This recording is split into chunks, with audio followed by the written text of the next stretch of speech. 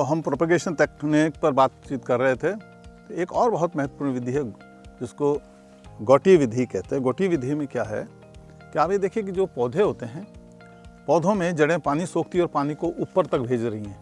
पत्तियां भोजन बना रही हैं और उस भोजन को पत्तियां ने जो भोजन बनाया वो नीचे तक आ रहा है। तो यानी कि दो पाइपलाइन है, एक पानी को ले जाने की पाइपलाइन है नीचे से ऊपर, एक भोजन को लाने की पाइपलाइन है ऊपर से नीचे की तरफ। तो इसी तरह इस ब्रांच को अगर शाखा को देखें तो इसमें जो पानी ले जा रहा है, ये शाखा यूँ है, पानी जो जड़ से आ रहा है वो पानी आ रहा है लकड़ी के द्वारा, अंदर लकड़ी है इसमें जिसको जाइलम कहते हैं, जाइलम के द्वारा आ रहा है। और पत्तियां जो भोजन बना रही हैं वो इस बाहर की छाल के द्वारा आ रहा है, यानी फ्लोएम के द्वारा। तो जब हम गुटी बांधते हैं तो गुटी में हम क्या करते हैं, फ्लोएम को काट देते हैं। फ्लोएम को हम एक चाकू लेते हैं, ब्लेड लेते हैं कोई भी चीज़ काटने की, और फ्लोएम को हम काटते हैं। देखिए अब मैं इसको काटता हुआ चारों तरफ मैं फ्लोएम को काट रहा हूँ, इतना दबाता हूँ कि नीचे लकड़ी तक मेरी काट पहुँच जाए। लकड़ी कटेगी नहीं है, लकड़ी को काटने के लिए बहुत ज़्यादा जोर चाहिए, तो हल्की सी ताकत से मैंने फ्लोएम को काट दिया है। यानी कि फ्लोएम काटने का बाद कह रहा छाल को काट दिया है, एक रिंग लगा दी मैंने, चारों तरफ कट लगा दिया। अब इससे लगभग 3-4 इंच दूर मैं एक दूसरी कट लगाऊंगा। उसी तरह जैसे मैंने पहला कट लगाया था तो मैं छाल को काट रहा हूं, मैं छाल को मैंने एक रिंग द्वारा काट दिया है, यानी कि फ्लोएम को 2 जगह से काट दिया है। अब ये जो काट लगाई है इस काट को मैं खाल को छील दूंगा, छाल को, बार्क को हटा दूंगा। तो बार्क को हटाने के लिए मैं इसको बार्क को जो मैंने कट लगा वहाँ से मैं छीलना शुरू कर देता हूँ, और जहाँ दूसरा कट है वहाँ तक मैं इसको छील दूंगा, बार्क को हटा दूंगा। जब तक हटाऊंगा जब तक कि मुझे लकड़ी नहीं दिखने लगे, यानी जाइलम नहीं दिखने लग जाए। तो मैंने बार्क को हटा दिया है, फ्लोएम को छील दिया है, अंदर जाइलम है, जाइलम को मैं नहीं हटाऊंगा। एक तरह से यूं कहिए कि मैं अगर किसी व्यक्ति का पैर की चमड़ी हटाने लग जाऊं तो उसकी हड्डी दिखने लग जाएगी। ठीक इसी तरह मैं इस चमड़ी को हटा रहा हूं तो पौधे की हड्डी दिखने लगी, यानी कि पौधे का जाइलम दिखने लग गया। जाइलम का मतलब होता है लकड़ी। लकड़ी वो पोर्शन है, जाइलम वो पोर्शन है जो जड़ों द्वारा लाए गए पानी को सोखता है, को ऊपर ले जाता, पत्तियों तक बांट के आता है। ये देखिए ये पोर्शन दिख रहा है, जाइलम अब नंगा दिख रहा है, फ्लोएम हट गया है। ऊपर फ्लोएम है, नीचे फ्लोएम है, बीच में फ्लोएम चारों तरफ से हटा दिया। अब मैं क्या करूंगा, अब मैं एक प्लास्टिक लूंगा, प्लास्टिक को ले लूंगा मैं, अच्छा रहे काला हो सबसे बेहतरीन है, काला नहीं है तो फिर आप सफ़ेद ले लीजिए, या हम घर में जो सब्जी की थैली लाते हैं सब्जी की थैली ले लिए।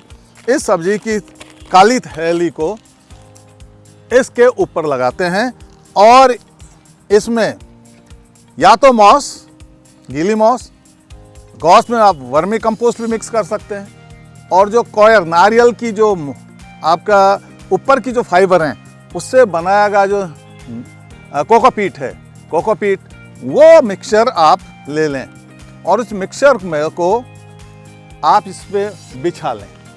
ये आपने बिछा लिया इसमें, अच्छा सा बिछा लें इसमें, ताकि पूरी जहाँ से काटा है वो ढक जाए, और कटे हुए के कम से कम 1 इंच ऊपर और 1 इंच नीचे तक हमें इसको लपेटना है। ये हमने मॉस में हम वर्मी कंपोस्ट मिक्स कर सकते हैं, कोकोपीट यानी नारियल की जो फाइबर है उसको मिक्स कर सकते हैं, और कुछ भी नहीं है तो हम मिट्टी ले लें चिकनी, इसमें थोड़ी नमी हम करते हैं ताकि ये गीला रहे। अच्छी तरह इसको नम कर दीजिए, अच्छी तरह इसको नम कर दीजिए। जब ये नम हो गया अब हम इसका लपेटते हैं, हम इसको लपेटना शुरू कर देते हैं। इसको अच्छी तरह इस तरह लपेटते हैं कि ये उस घाव वाली जगह पर एक गांठ की तरह दिखाई देने लग जाए। लाइए, अब दोनों जगह ऊपर और नीचे से हम इसको बांध देंगे। कोई धागा लेके, रबड़ की रिंग हो तो वो से कस के बांध दीजिए, बेटर है कि आप धागा ले लें। ऊपर वाले एंड पे पहले अच्छी तरह इसको कस दें ताकि वहां से नमी निकले ही नहीं, नमी भी नहीं निकले। दूसरा जो हमने ये प्लास्टिक लपेटा है काला, ये खुले नहीं, ये भी इसकी अपनी यथास्थिति रहे। और नीचे की तरफ भी इसको अच्छी तरह से आप इसको बांध दीजिए। ये मैंने गुटी बांध दी है। अब देखिए ये क्या होगा इसमें, वो मैं चीजें बताता हूं क्या होगा। अब देखिए पानी तो आ रहा है जड़ों, क्योंकि जाइलम को मैंने नुकसान नहीं किया है, तो जड़ ने जो पानी सोखा वो पत्तियों तक पानी पहुंच रहा है, पत्तियां हरी रहेंगी। लेकिन पत्तियों ने जो खाना बनाया वो अब नहीं जाएगा, क्योंकि एक पाइपलाइन नहीं रही है, फ्लोएम नहीं रहा है, फ्लोएम मैंने हटा दिया है। तो फ्लोएम जब, तो यहां से इस पत्तियों ने जो भोजन बनाया वो भोजन अब यहीं रुक गया, क्योंकि लाइन यहां तक काट दी है। पानी आ रहा है, एक लाइन चालू है, एक लाइन रोक दी, तो भोजन अब यहीं जमा रहेगा, इनका बनाया हुआ भोजन यहीं जमा रहेगा। अब ये भोजन जमा होगा तो ये जो ऊपर वाला कट था वहां से छाल मोटी होना शुरू हो जाएगी, क्योंकि खाना जमा हो रहा है। जब गुब्बारे में हवा भरेंगे तो फूलना शुरू होगा, तो यहाँ हवा नहीं भर रहा है, यहाँ खाना भर रहा है, तो छाल, ये छाल नीचे वाला जो कटा हुआ सिरा मोटा होने लगेगा, फूल जाएगा, और फूल कर उससे जड़ें निकलना शुरू हो जाएंगी। और जड़ निकल कर जो अंदर गीला, हमने इस काली प्लास्टिक में गीला हमने मॉस रखा है, हमने जो गीला कंपोस्ट रखा है, उसमें वो जड़ें घुस जाएंगी। आप इसको करीबन 1 महीने रहने दीजिए। जब जड़ें हो जाएंगी अच्छी तरह, इसके बाद जड़ें फैल गई, डेवलप हो गई, तो आप पीछे से चाकू से, तेज चाकू से इसको काट दीजिए। पीछे से जब जड़ें फैल जाएं तो आपको पीछे से काटना है। अच्छा, अगर आप सफ़ेद प्लास्टिक को यूज करते हैं, एक फायदा है, उसमें आप जड़ों को भी देख सकते हैं, जड़ निकली या नहीं निकली, जड़ निकली या नहीं निकली। तो आप ये भी कर सकते हैं, सफ़ेद को लगा दें, उसके ऊपर काला ढक दें, तो काले को टेम्परेरी को हटा के आप सफ़ेद में से देख सकते हैं। काला क्यों यूज कर रहे हैं? क्योंकि जड़ों को अंधेरे में रहने की आदत है, इसलिए हम इसको काला यूज कर रहे हैं। तो सफ़ेद में जड़ें दिख जाएंगी, हाँ अच्छी तरह जड़ डेवलप हो गई हैं। जब अच्छी तरह जड़ डेवलप हो जाएं, आप नीचे से इसको काट दीजिए। यहां से आप जब 1 महीना हो गया है और अगर जड़ नहीं निकली है तो और ज़्यादा 15 दिन आप रख लेने दीजिए, और 10 दिन और ऊपर बढ़ा दीजिए। जड़ों को देखते रहिए, जड़ जब अच्छी तरह डेवलप हो गई हैं, इसका मतलब अब ये एक अपना आप एक पौधा हो गया जिसकी जड़ भी है। अब इस पौधे को आप जहां लगाना चाहते हैं, गमले में लगाना है, धरती में लगाना है, प्लास्टिक को हटा देना है, जेंटली हमें हटा देना है प्लास्टिक को। अंदर जड़ें उसमें लिपटी हुई हैं, उनको रहने दीजिए और आप एक पौधे को लगा दीजिए। इस तरह से गुटी के द्वारा भी आप पौधों को नंबर बढ़ा सकते हैं। एक ही पौधे में कई गोटी बांध सकते हैं। कई और भी विधि करते हैं कि आप इसके ऊपर एक कपड़ा लपेट, पहले मॉस लपेट दें, मॉस लपेट के हल्का हल्का एक कपड़ा लपेट दें, और कपड़ा लपेट कर एक मोटी डोरी से एक ऊपर पानी का घड़ा भर दें, उसमें पानी भर, जैसे शिव जी के ऊपर पानी गिरता रहता है, उस डोरी से, सूती डोरी से वो पानी आके इसको गीला रखेगा, कपड़े को गीला रखेगा।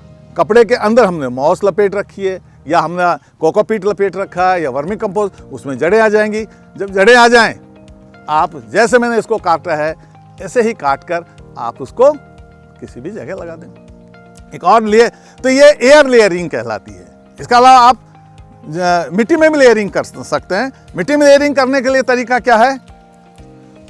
बढ़ाने के लिए मान लीजिए आपको एक पौधा मिट्टी की लेयरिंग करनी, ये सब नहीं करना है, तो आप मिट्टी में लेयरिंग इस तरह करते हैं हम कि मान लीजिए एक पौधे की ये शाखा है, ये नीचे की तरफ आ रही है।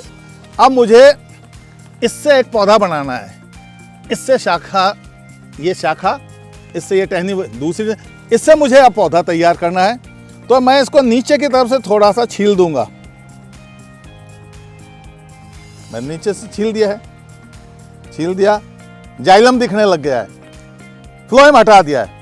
अब मैं इसको नीचे की तरफ लाऊंगा और यहां मिट्टी से ढक दूंगा, गीली मिट्टी से मैं इसको ढक दूंगा, गीली मिट्टी से ढक दूंगा। गीली मिट्टी से ढककर यहाँ पर कुछ मैं हल्का सा वजन रख दूंगा, पत्थर वगैरह रख दूंगा, ताकि ये यहीं पे रहे, क्योंकि अगर ये हिलती रहेगी तो जड़ टूट जाएंगी, क्योंकि नई नई जड़ें निकल रही हैं, वो यहीं के यहीं ये रहे। तो इसको मैं हल्का सा दबाव दे दूंगा, बस मिट्टी के नीचे मैंने दबा दिया है। अब जड़ें निकल के सीधे मिट्टी में घुसेंगी। पहले तो गुटी में जो ऊपर था उसी में घुस रही थी, अब मैंने मिट्टी में उसको दबा दिया है।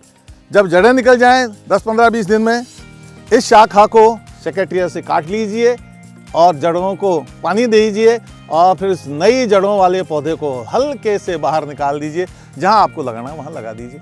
तो ये भी एक लेयरिंग की विधि है। तो इस तरह आप लेयरिंग कर सकते हैं। ग्राफ्टिंग भी एक विधि है।